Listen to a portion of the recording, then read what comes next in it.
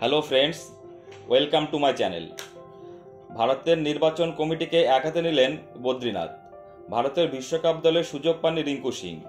শ্রীলঙ্কা সিরিজে নাম নেই ঋতুরাজ গায়কোয়াড়ের। প্রতিভাবান ক্রিকেটারদের সুযোগ না দেওয়ায় নির্বাচকদের উপর ক্ষুব্ধ ভারতের প্রাক্তন ক্রিকেটার। তার প্রশ্ন, রিঙ্কুদের কোনো বলিউড অভিনেত্রীর সঙ্গে নাম জড়ায় না বলেই কি তারা সুযোগ পান না? একটি সাক্ষাৎকারে এই প্রশ্ন তুলেছেন বদ্রীনাথ। তিনি বলেন, কখনো কখনো মনে হয় যে ক্রিকেটারদের খারাপ ভাবমূর্তি নেই তারা ভারতীয় দলে সুযোগ পায় না। রিঙ্কু, ঋতুরাজদের দলে নেওয়া হয় না। আমার মনে হয় কোনো বলিউড অভিনেত্রীর সঙ্গে ওদের সম্পর্ক নেই, বা ভালো কোনো ম্যানেজার নেই, অথবা শরীরে ট্যাটু নেই বলেই ভারতীয় দলে ওদের জায়গা পায় না। বদ্রীনাথের নিশানায় অজিত আগারকারের নেতৃত্বাধীন নির্বাচন কমিটি। তিনি বলেন, নির্বাচকদের দেখা উচিত কোন ক্রিকেটার দলের কাজে লাগবে। মহেন্দ্র সিং ধোনির পর ঋতুরাজ গায়কোয়াড়কে চেন্নাই সুপার কিংসের অধিনায়ক করা হয়েছিল। ওর মধ্যে সেই প্রতিভা আছে বলেই করা হয়েছিল, অথচ ও জাতীয় দলে সুযোগ পাচ্ছে না। এতে ওর মনোবল নষ্ট হচ্ছে। রিঙ্কুর ক্ষেত্রেও বিষয়টাই একই।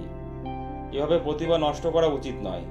এখন ভারতের অনেক তরুণ ক্রিকেটার, সকলকে সুযোগ দেওয়া উচিত।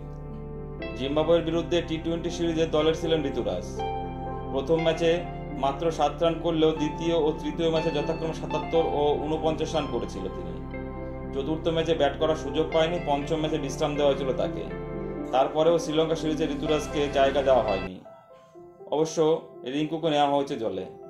এরকম আরেকজন প্লেয়ার রয়েছেন অভিষেক শর্মা, যে জিম্বাবুয়ে সফরে দ্বিতীয় টি-20 ম্যাচেই তার ক্যারিয়ারের প্রথম 100 রান করল, এবং আইপিএলেও তার ফর্ম দেখিয়েছে। সে প্রতিটা ম্যাচেই বিধ্বংসী ব্যাট করেছে। তারপরেও তাকে শ্রীলঙ্কা সফরে দলে নেওয়া হয়নি।